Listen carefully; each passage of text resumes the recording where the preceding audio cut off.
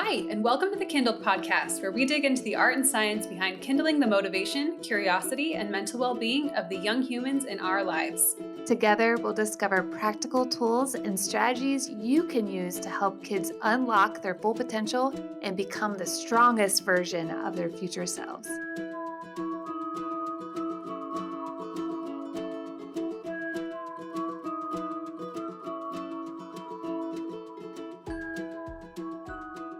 Adriane, welcome to the KindlED Podcast. How are you today? Good. Thanks for welcoming me. I'm excited to be here, even though this is going to be a little harder of a topic to talk about. Yes, I know. I think it will be so helpful, though. Today, we're going to talk about aggression in kids. So it's kind of a heavy topic. Lots of frustration going on around kids when they get aggressive. So we really want to just help you all to understand what's going on inside a child when they get aggressive. So we hope that this is helpful. I think with anything that we learn about our children, we're going to learn about ourselves because have you ever felt aggressive? I'll keep it together for a while, keep it together. Adrian, you're safe. You're safe. I talk to myself. I do all the things in all the books that I've read and sometimes just snap and it just all comes spewing out. So I wrote a piece for a website a while ago. It's called Her View from Home. So could I share a little excerpt of that piece because it's talking about aggression and just my relationship with having an aggressive and explosive child, to quote Dr. Ross Green's book. Yeah, I'd love to hear it. Here's just a piece of it. This is the very beginning. I'm not sure what caused the explosion. All I remember is Bear hugging my 7-year-old in the bathroom, praying he wouldn't hurt me. Taking a huge deep breath in, I whispered to myself, he would do well if he could. I'm going to get choked up because it's been one of those days. And with every exhale, I told myself, this is not an emergency. You are safe. Little by little, I released all of the fear with my breath, creating a sound like that of ocean waves crashing onto the rocky shore. It took every ounce of willpower I had to keep my own nervous system from being hijacked by his. Every few minutes, I shook my hands vigorously so the rest of my body could remain calm. He kept screaming on top of his lungs, "Go away!" To which I would quietly respond, "I love you too much to leave you like this." It's a lot. I can feel it in my nervous system just sitting here. I'm like, I need to take a deep breath. Because we all have aggression. We all have these big feelings within our bodies. And so many of us have not been allowed to freely express them.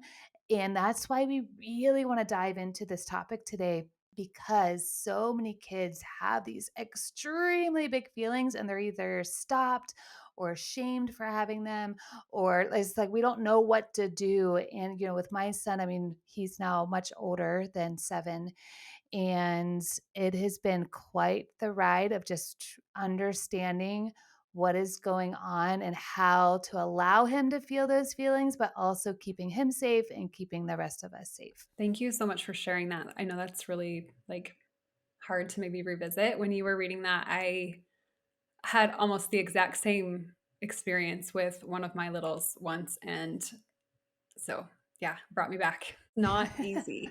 And I also hope anyone listening to this, Adriane and I have done a lot of study and thought about this, and we've practiced these things. Like, you might hear us talk about aggression and what to do and what not to do and think, oh my gosh, I'm doing everything wrong.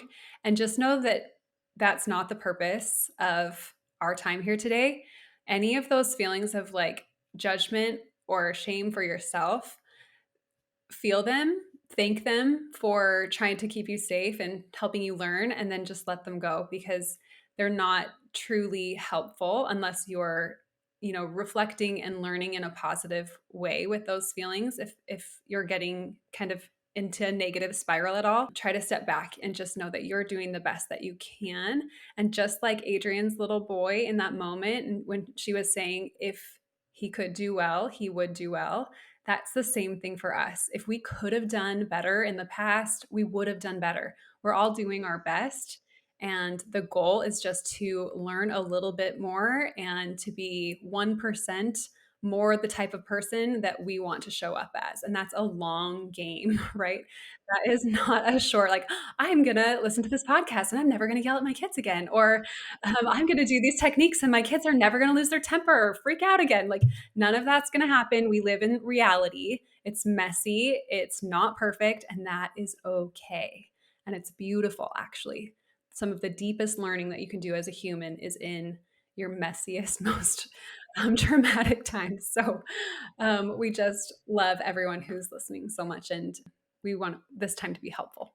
Yes, and the two things that come to mind as you're talking, Katie, is awareness. So that's what you're doing right now by listening is becoming aware of what's going on for your child or for the children in your life, and being aware of what's going on for you and in your body. And then curiosity, just getting curious. Why is this happening? And let's figure out a better way to handle it. So before we really dive into aggression, I really want to talk about the different types. So the one we're going to focus on most today is what's called uncontained aggression. So this is, a hostile or violent behavior, destructing property, verbal attacks, or other more subtle forms of bullying or intimidation. And, like this kind of aggression is like when you're hurting others or your intention is, I take that back. It may not be an intention in the moment because you may not be in control, but where you're harming others. There's also another type of aggression that is healthy. And Peter Levine's book, Waking the Tiger, touches on this importance of this kind of aggression. So I highly recommend that book. So, Katie, why does aggression even exist in the body? It's a normal, natural part of our nervous systems trying to protect us, right? There are dangerous things in this world that we would reasonably and logical need to aggress against to protect ourselves or to protect our children. Lots of different reasons we would need to get into that space. And it's actually part of the full gamut of being human. And we like to say that no emotion is a negative emotion, right? We sometimes think, oh, if you're feeling sad or angry or aggressive, like that's bad. That's a bad emotion. And then we have this kind of idea that happiness or excitement, all of these are positive, good emotions. And really, all emotions are just information.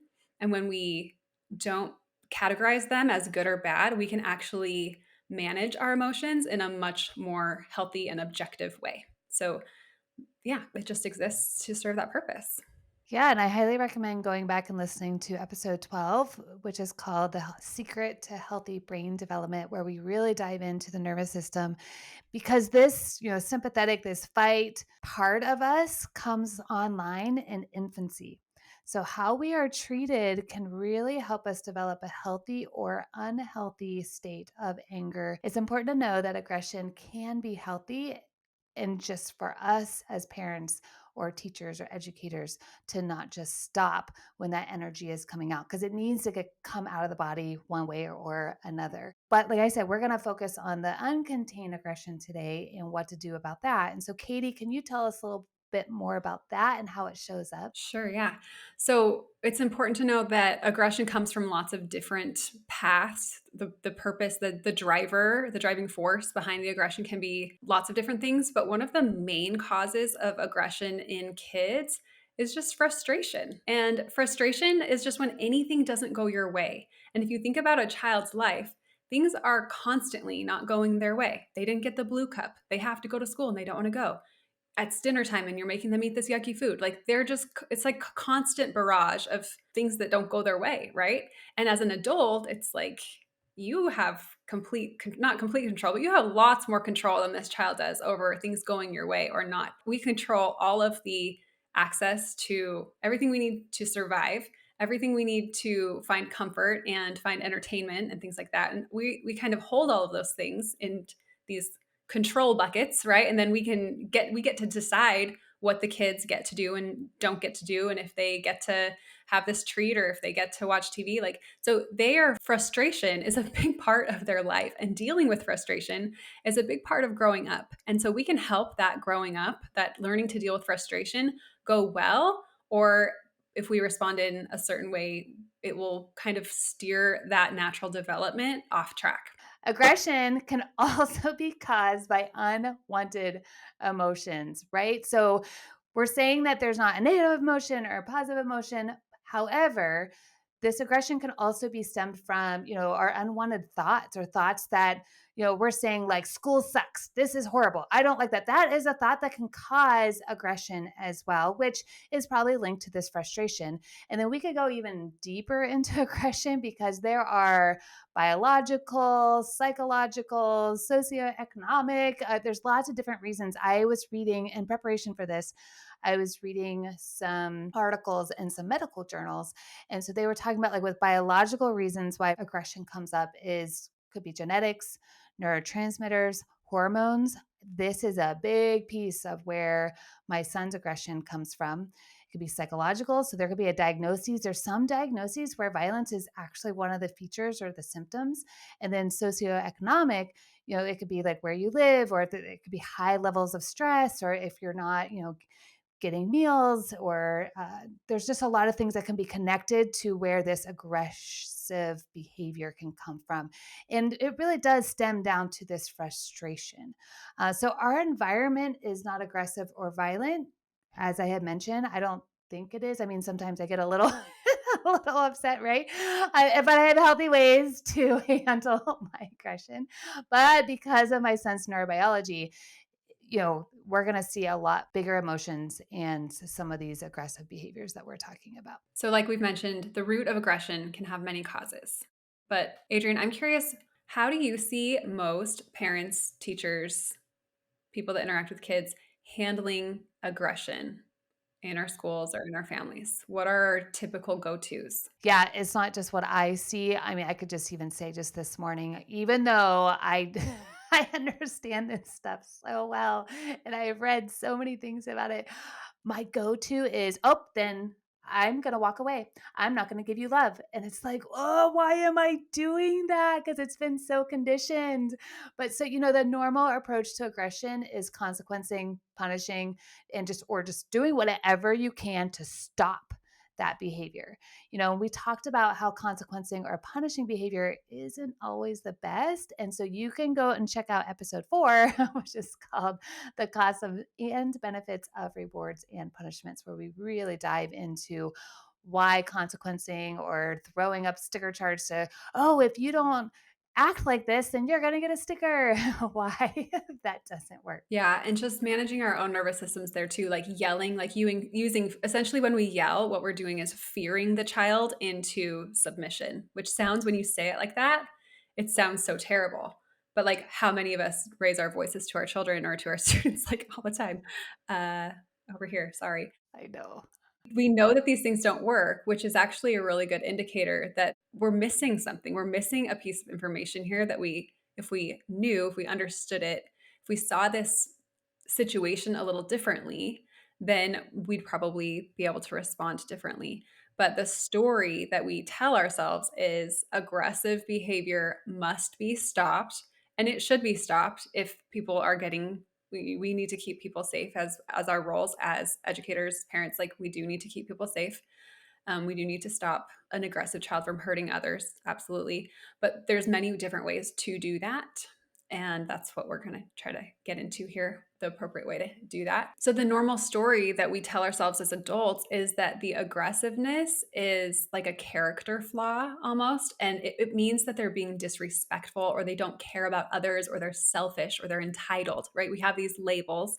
We talked a lot about this with Andy Martineau in a previous episode, where it's the story that we're telling us ourselves that actually gets us into that more triggered or nervous system activation aggressive state ourselves. And so if we can learn to manage our own thoughts in that moment, then we can actually remain calm and help the child through this like little bubble of aggression that they're going to go through. And the story that we're also telling ourselves is that if we don't stop the behavior, then I'm a bad parent, I'm a bad teacher, or if I don't stop the behavior, then what? Do I just let them get away with it?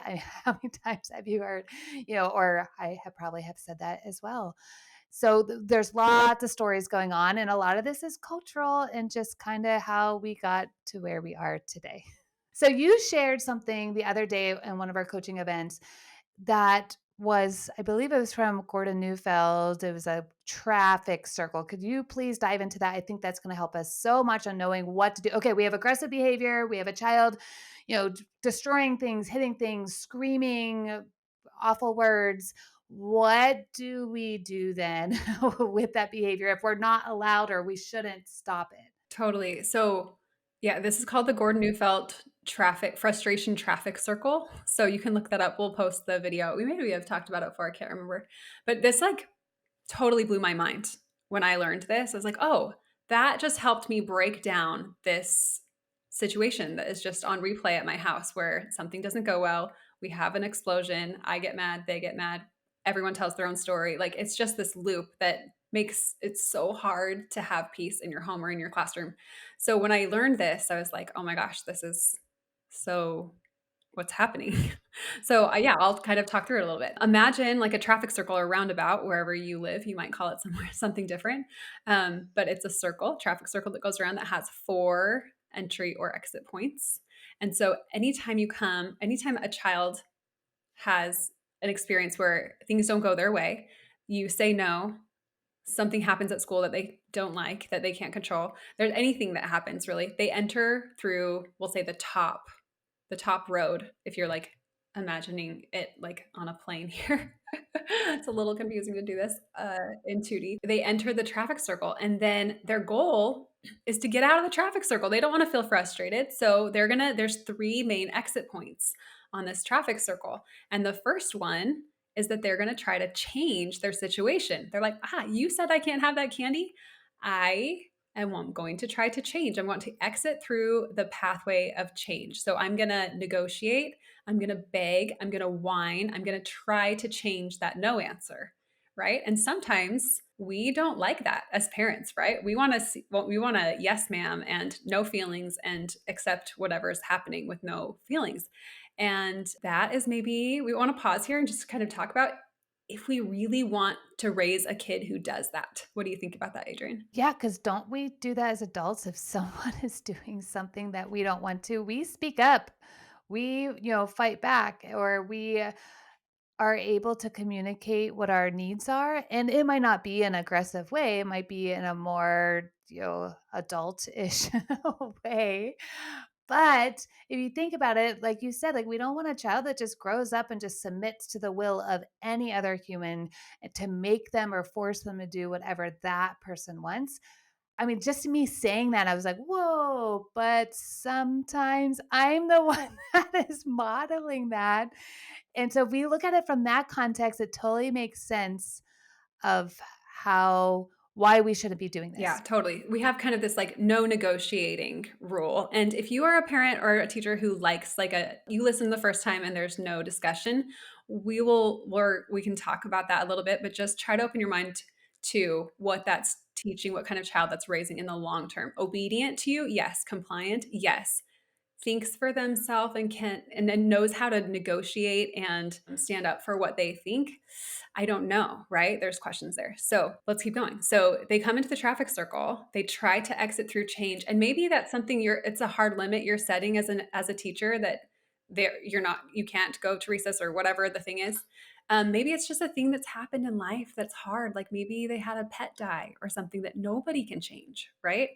And they're going to want to try to change that, and they're going to meet with some futility, right? And it's this meeting of futility that is this magic moment. And in this moment, we get to choose as adults how we respond. Do we want to label that child as like ungrateful? Like if they are sad that they don't get more candy, and we could easily respond by saying, be grateful for what you have. Get over it. It's not a big deal, right? We could show up in that moment as someone who is saying no, and also it's like no, and you can't be upset, right? And when I learned this next thing, it like totally 180'd me as a parent. Having sad feelings about that futility is actually the next exit point on the roundabout, and it's actually the healthiest path out of frustration. And this is called in psychology adaptation. We've met futility and we're going to adapt to it. We had a preferred future where we got that candy or where our dog was still alive. And we cannot have that future. And that's hard. We have to mourn the loss of that preferred future. And the right way to do that is to feel sadness. And sometimes in that moment as a parent, we get upset. We label the child in that moment, and it's well intentioned. We're trying to stick to our core values, where we want kids to be grateful, we want them to be obedient, we want them to be respectful. And so we think that in saying things like, go to your room until you're done crying, or like, go have your feelings aren't okay in my presence. I need them to either not happen or they can happen away from me. And then you can come back and be with me as soon as your feelings are all done. That's essentially teaching the kid to not feel the feeling, right? And so, if that's the healthiest exit point in the frustration traffic circle, we're actually the cause of them staying in there. If we say no feelings, then they can't. And guess what the third exit point is? It's anger or aggression. Can we back up a little bit? Because you are basically describing what I was experiencing all morning. And it's like, okay, I know these things. I know that that's the healthiest way, but I could not get myself to a place to be able to connect. So, like, how can we get ourselves to that place in that moment when we're feeling it and it's just nonstop and you're just done? Like, I just felt done. Can you coach me a little bit through this? Being done is a very common and okay thing to feel as a parent. There's nothing wrong with feeling that. It's what you're about to do, what you're gonna take that energy and do with it. There's nothing wrong with feeling that. I get to that point all the time. And so if you are going to stay in the room, if you're going to stay, like your story at the beginning, where you said, "I love you too much to leave you like this," like, that is all the power to you. I don't think I could have done that, right? And in some situations, that's going to be necessary for safety. And for other situations, more minor situations, I'm just going to remove myself. And I know, like, you can go back and forth. Like, you never want to leave a child upset or crying or anything like that. But it's better for them to be sad by themselves for the 2 minutes that I need to step away and take some deep breaths and shake my hands and get a piece of ice and like re-ground myself and control my thoughts a little bit. It's better for them to just kind of chill for a minute and then have a more connected mom or teacher than for me to do what I was about to do, which would be to yell at them, to shame them, to put them in their room, to punish them in some way for having a response of sadness, to a thing that wasn't going their way. Because for me, like, and whenever he was 7, I didn't have a job. I didn't have all these other things. And so now it's like I have other stuff competing with my time. So I did have more space. And so that doesn't mean, oh, I'm just gonna quit. It's like, okay, how can I adapt to the different pools? And so since I wasn't able to be there and just show up for him, I mean, I was at first, and then it was just nonstop, and I just couldn't, like, we just couldn't exit out of that traffic circle. And what's coming to me right now as you're talking is repair, just making sure I go in. And so when I do have that ability to hold that space and I have the time and just to sit and give extra connection, extra time just to really repair whatever may have ruptured, earlier this morning. So thank you. I really appreciate that. Yeah, something that helps for me is to verbalize the empathy, and it's so I would say something like, "This has been such a powerful tool for me, actually." So if they're upset, they're crying, and I'm having a triggering response to their crying, my brain wants to label that as ungrateful or I'm frustrated or my ears just do not wanna hear this sound anymore, and I'm really in my nervous system. I will say to them and really to myself, like, "That totally stinks that you didn't get that candy.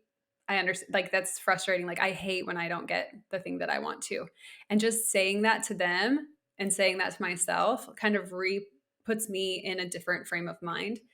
And, another little trick you can use here, like, so I will share this kind of vulnerable thing. I went through really bad postpartum depression after I had my second baby, and, like, it wasn't sadness, it wasn't depression, it was only anger all the time, and I didn't realize, 'cause you hear the word depression, it's like, "Oh, that means you're sad." Like, I was not sad, I was ticked for, like, 6 months, and it was so terrible. I could not recognize myself. I did not like the person that I was becoming. I hated, like, who I was as a mother. Like, I, like, resented my kids because back then did not have like the thinking skills that I have now to think like I was just stuck in the you're making me like this, and I would be happy and I wouldn't be angry if you would listen to me, and if you would. And I was just caught in that cycle so hard. But then I noticed something one day where if there was another adult present, I could not be angry because that accountability of like, oh, I don't want my sister-in-law to hear me yell at my child like that. Like, so then I just noticed that. And that moment, I was just like, okay, this is a me problem. This is not a them problem. They are children. You know, I was able to see it in that moment a little bit better, because you would never say any of those things to an adult, right? And so that's a really good gut check if you're going to say something in this moment where you're trying to let them out the bottom of the frustration cycle. If you're going to say something in that moment that you wouldn't say to an adult, to a friend, you're probably keeping them in that traffic circle and not allowing their feelings. Like if you came to me and you were like, oh, this morning was so hard, and if I was like, well, just count your blessings, Adriane, like, you know, things could be a lot worse. You'd be like, yeah, thank you. At least you have kids. At least I just listened to that video you posted with Brene Brown, and I have seen it before. It's so, so good. And she talks about like, and then we insert at least, well, at least you have this, or she's like, that is not empathy. In the video, she's like, we're trying to put a silver lining on someone else's sorrow.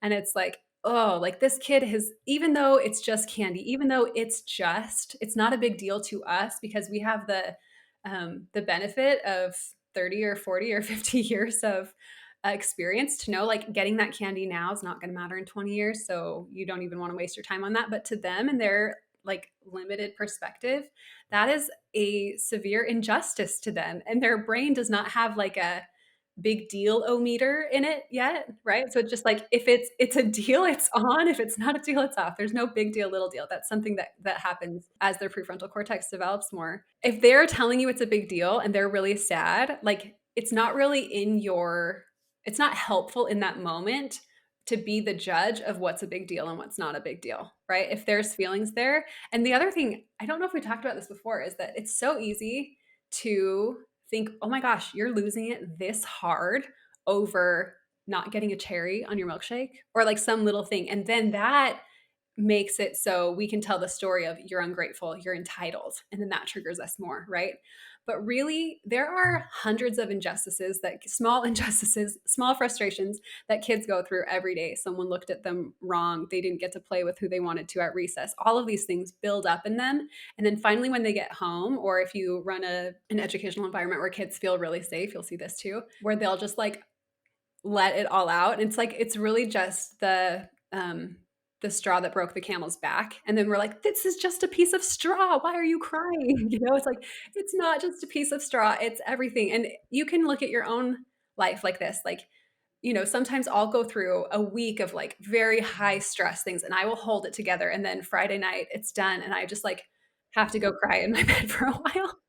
And it's not like I'm crying because of anything that happened in the last 10 minutes. I'm letting out all of that stress and frustration that I've been holding in. And if my husband in that moment was like, why are you crying? Like, don't cry by me. Like, go away. You know, you would never say that to an adult. Yeah, something that I have to remind myself is my experience, it does not equal my child's experience, or my experience does not equal the child that I'm teaching, their experience. And also, though, when you're talking about like the candy, yeah, I don't care about the candy because it's not affecting me. But a lot of the times when aggression, or why I struggle to allow it to happen, is it is affecting me.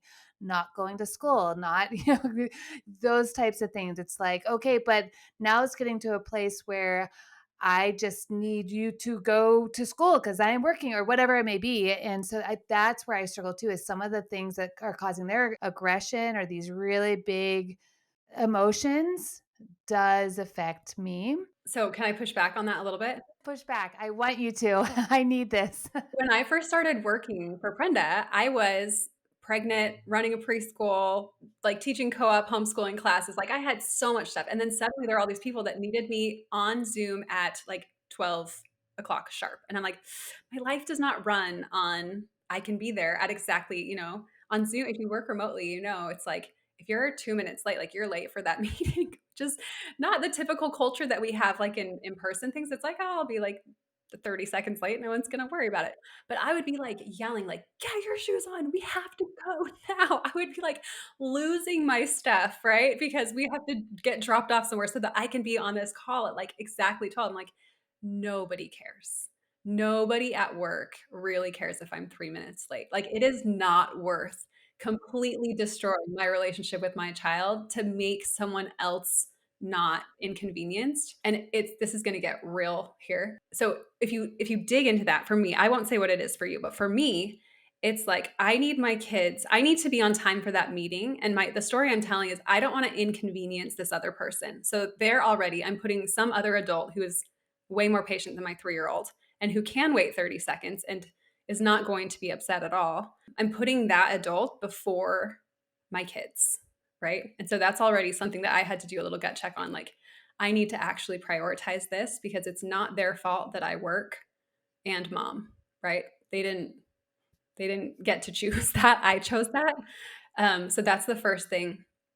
And then the second thing is realizing that the reason that I need to be on time for that meeting, sorry, I'm gonna cry, is because I need that adult to think something about me, that I'm responsible, that I'm on top of things, that I have my stuff together, right? It's a me thing.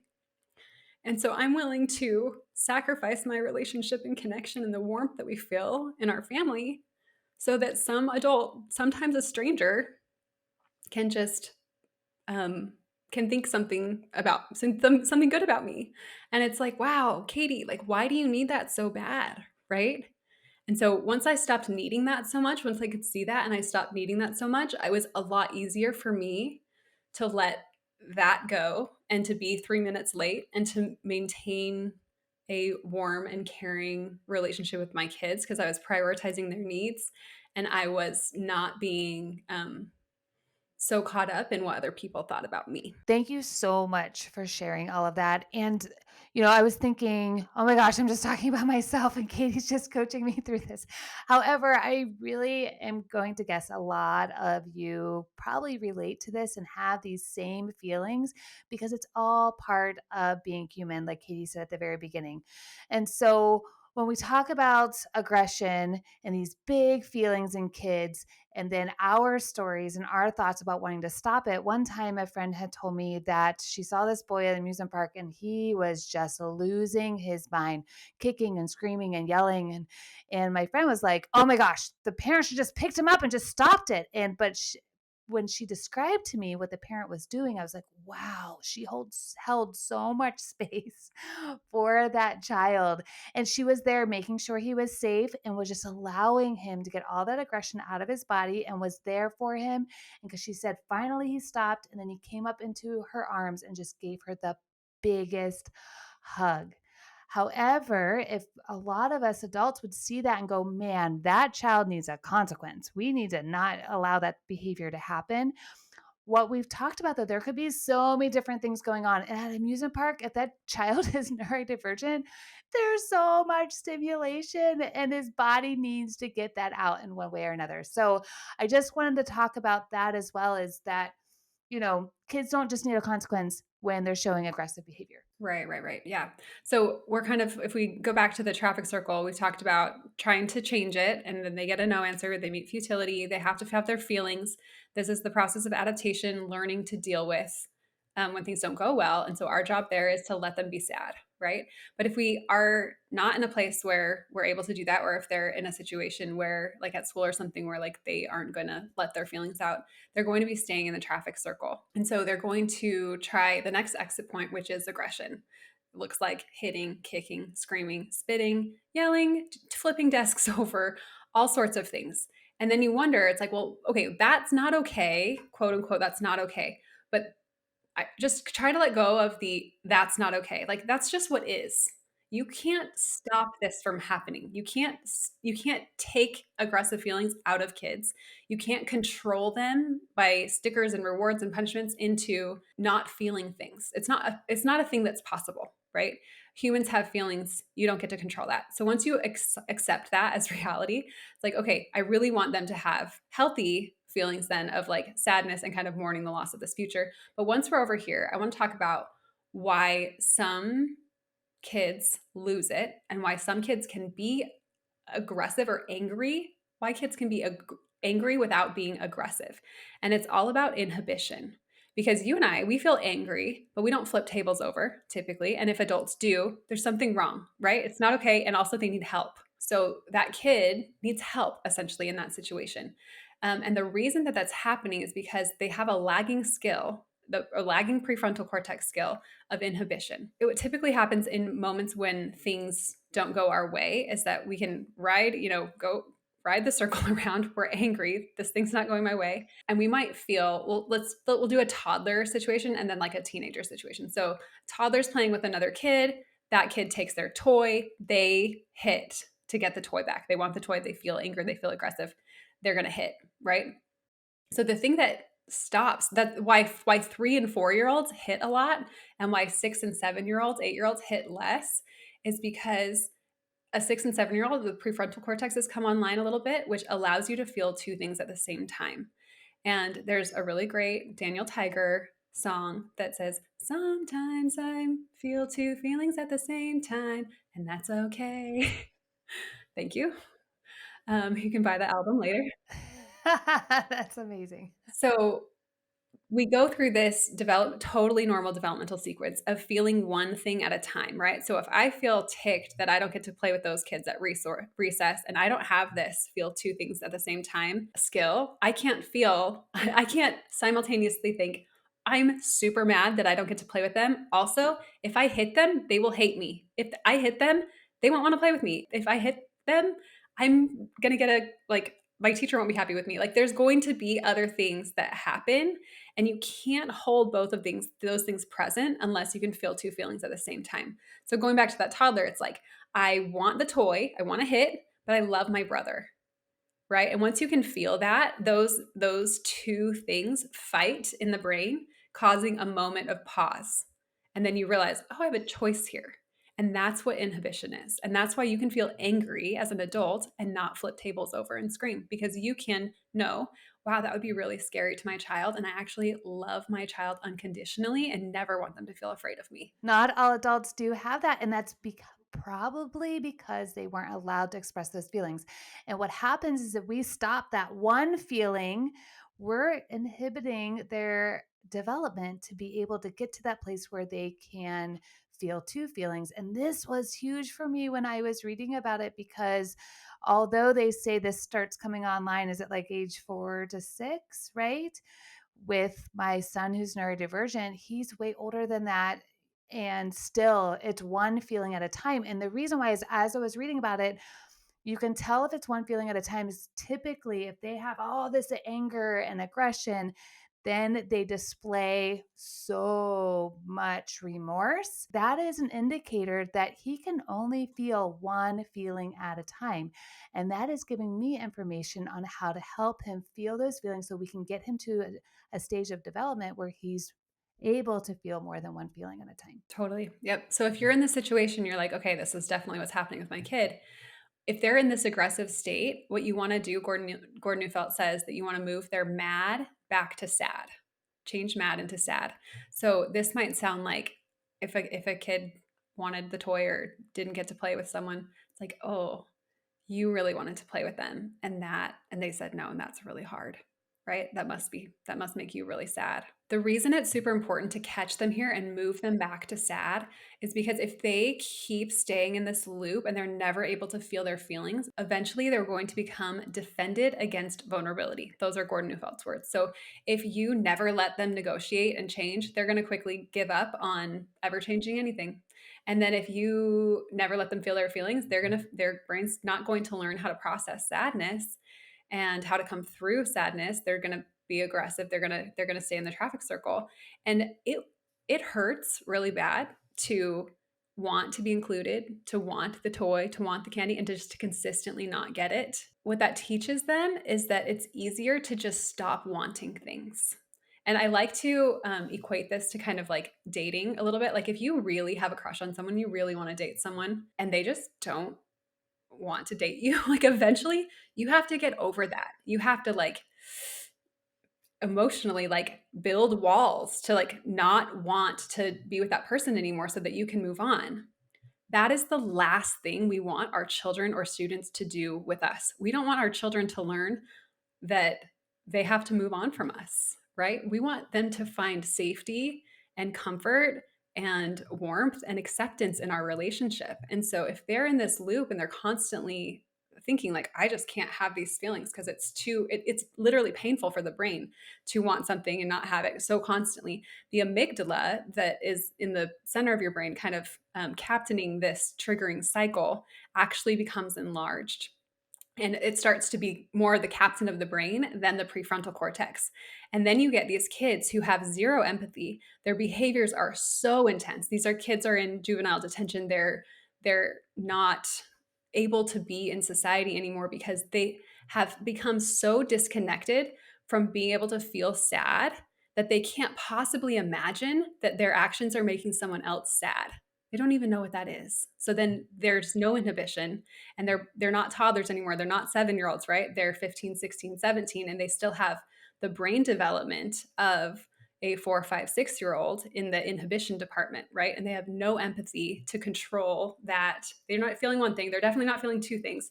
They're not controlling their behaviors, and they do really, really intense behaviors. They steal things, they hurt people, they do all sorts of very inappropriate things, and they are put in juvenile detention. Gordon Neufeld tells these stories about how he's been a psychologist in juvenile detention centers, and these kids just have no remorse. They have no sadness because they've just been through this loop so many times. Their brain's given up. Yeah, and then I have a friend who her husband is a chef at a really fancy big restaurant, really high stress, and he couldn't stay in that job because his boss, like the head chef, I don't know what you call them, would fly off the handle night after night after night, just lose it, just so much aggression in his words, throwing. I mean, isn't there like a TV show with a cook that like is throwing stuff? And I mean, I don't know how much of that is for TV, but that's what happens is, whenever she told me that, I was like, he probably wasn't allowed to feel feelings as a child. And she looked at me, and it's because that's what happens whenever we get to that age. We were never able to get out of that traffic circle like you're talking about. Mm-hmm. Okay, so we covered a lot and there was lots of emotions that Kaity and I are learning how to express. I invite you, if you're in your car, if you're working out at the gym, if you're just, in your house, to feel your feelings too. Just take your hand on your chest.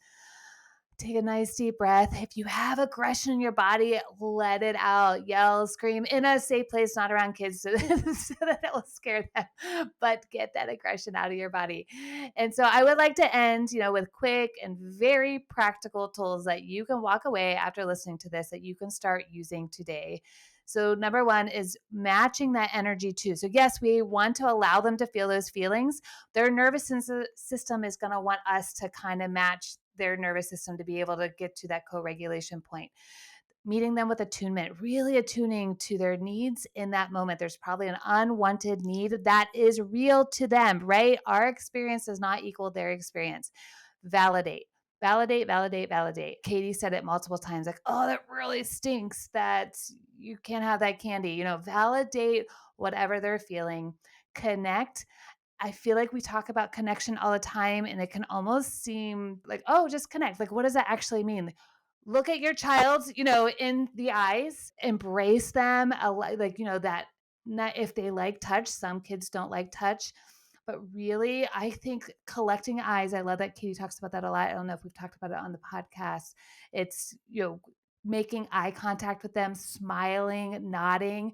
You're basically non-verbally communicating to your child that they're safe and you're on their side, you're on their team. And anything else, any other practical tools that we can walk away with? Play. The other day, my 4-year-old was in this, just something didn't go her way. She was in the traffic circle. She was trying to get her sad feelings out, but it was like she was pretty angry about it too. And I could see she was just like, there's the clenched fists, like there's the energy, you see it in their bodies. And I pulled her aside and I was like, you need to wrestle right now. and she like didn't want to wrestle, but she really did want to wrestle. So I just sat and I was like, I bet you can't push me over, and just gave her an opportunity to just push on me and like turned it into a game and just got that energy out. Then we went back and we it wasn't meant as a distraction from those feelings. Like I do want her to feel that, but it helped her get that energy out of her body. So you can do that play. Yeah, it wasn't distracting. You're allowing the feelings and the emotions to come out through play, which I think is really important. And what I had to do the other day is we're not me. My son was in the middle of a meltdown and he had all this aggression and play wasn't working, connection wasn't working, all these things that, these practical tools. And so he really wanted to eat cereal and we had no milk. We live right next to a grocery store. So I was like, well, we have to go get milk. I mean, he is just not, he is stuck. Like he can't get out of that traffic circle. We go over to the local grocery store. I give him 2 gallons of milk. Normally I would just buy 1, but I gave him 2. And then I I was like, oh, I need something at this end of the store. We walked back and forth in the store probably 4 or 5 times because he needed that heavy work to help calm him down. So there's lots of different creative ways once you're attuned to what that child is needing in that moment. So one more thing I will say here is that it's tempting in this moment to use screens and sugar to control your kids. To say like, if you stop crying, like every time my 3-year-old, 4-year-old's crying, if I say, I will give you a lollipop if you stop crying, suddenly they have a bunch of emotional control, right? But that's because they can only feel one thing at a time. They suddenly feel excited. They suddenly feel something else. Or like, you want to watch this show? It's like, oh yeah, I want that. You're just distracting their brain. That all of that energy is still inside them and it's gonna surface. So using things like that to kind of switch them is tempting, but it's not actually exiting them through the process of adaptation. So just be careful with those things. And it's okay to do that if you're like in a tight spot or something like that. But if that's your norm, like you really want to like revisit that. And with screens, that can actually cause more aggression and more stimulation of the brain. So we can get into that in a whole different episode. That's it for today. So we really hope you enjoyed this episode of the KindlED Podcast. If this episode was helpful to you, please like, subscribe, and follow us on social at Prenda Learn. If you have any questions you'd like us to address, you can leave a comment or email us at podcast@prenda.com. You can also join our Facebook group called the KindlED Collective and subscribe to our weekly newsletter, The Sunday Spark. The KindlED Podcast is brought to you by Prenda. Prenda makes it easy for you to start and run an amazing microschool based on all of the things that we talk about here on the KindlED Podcast. If you want more information about guiding a Prenda microschool, go to prenda.com. Thanks for listening, and remember to keep kindling.